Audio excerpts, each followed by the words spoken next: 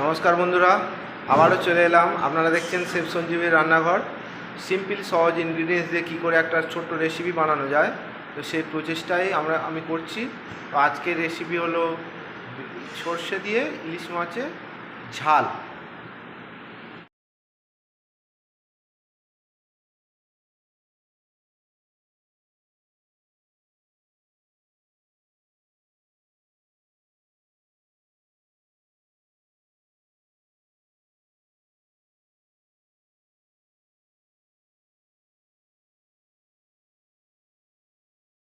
মাছগুলো কেটে নুন হলুদ মাখিয়ে রেখেছি। আর এই মশলা দেখছেন, কড়া গরম হয়ে গেছে। এবার তেলটা দিয়ে দেবো, দিয়ে তেলটা ভালো করে গরম করে মাছগুলো হালকা করে ভেজে নেব। দেখুন মাছগুলো ভাজা হয়ে গিয়েছে। এবার মশলাটা করে নেব। ওই গরম তেলের ওপরে একটু দিয়ে দেবো কালো জিরে। এবার এই গরম তেলের মধ্যে দিয়ে দেবো একটু কালো জিরে। দেওয়ার পরে একটু নেড়ে নিয়ে তার সাথে দেবো একটু কয়েকটা কাঁচা লঙ্কা চেরা। তারপরে একটু টমেটো দিয়ে দেবো। এবার ভালো করে নাড়াচাড়া করবেন। করার পরে এবার মশলাগুলো দিতে হবে। অল্প একটু হলুদ দেবেন, লঙ্কা গুঁড়ো লঙ্কা অল্প দেবেন, যে যেমন ঝাল খাবেন।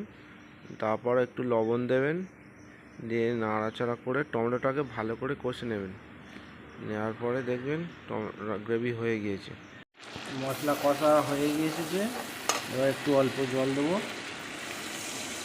জল দিয়ে দিলাম, দিয়ে সর্ষে বাটাটা দিয়ে দেবো। এই সর্ষে বাটা দিয়ে দিয়েছি। এটা ফুটটা ধরলে তারপরে নুনটা টেস্ট করতে হবে, তার সাথে তারপরে মাছ দেবো। পরের স্টেপে দেখাচ্ছি। ঝোলটা ফুটে গিয়েছে। এইবার এর সাথে ইলিশ মাছ অ্যাড করব।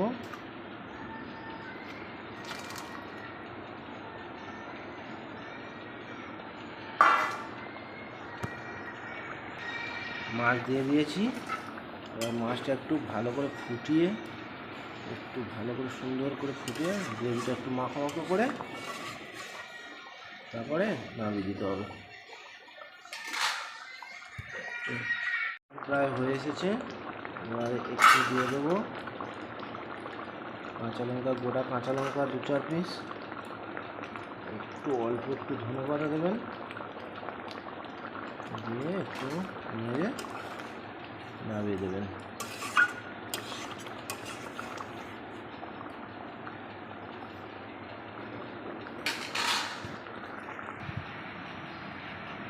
দেখছেন এটা রেডি হয়ে গেছে। প্লেটিংয়ের সময় আপনাদের দেখিয়ে দেবো।